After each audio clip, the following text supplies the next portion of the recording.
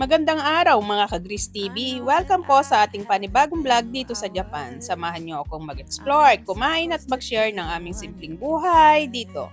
Magandang araw mga besi! After work, hindi pa tapos ang araw ko kasi heto na naman ako sa bukid.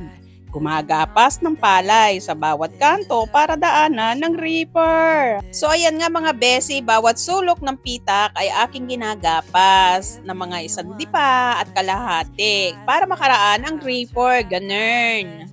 Paglabas ko nga galing work tuloy na dito at ayan gapas-gapas, ala ng arte-arte at hindi naman mainit kaya no need na magsambra o mag-cover ng mga balat.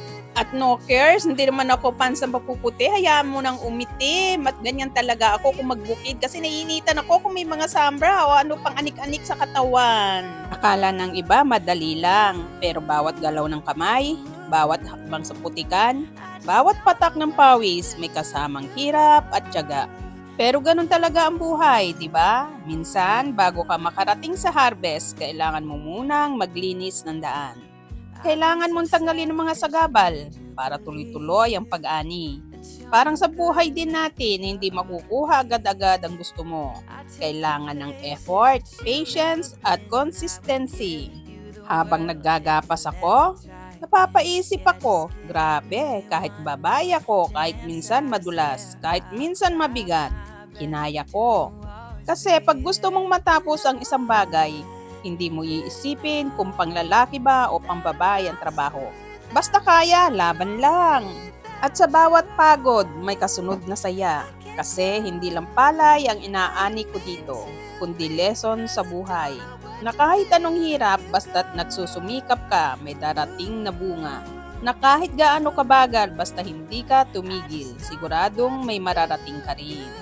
Kaya kung ikaw man ngayon, Bessie, pakiramdam mo parang walang nangyayari, huwag kang susuko. Tuloy lang sa pagdilig, sa paglinis, sa pag-aalaga ng pangarap mo. Darating din ang harvest time mo. At the end of the day, hindi lang ito tungkol sa palay, kundi tungkol sa pasensya at pagiging grateful kahit sa maliliit na bagay. Kaya tara, samahan niyo ako dito sa bukid. Simpleng buhay pero puno ng kwento, hugot at aral.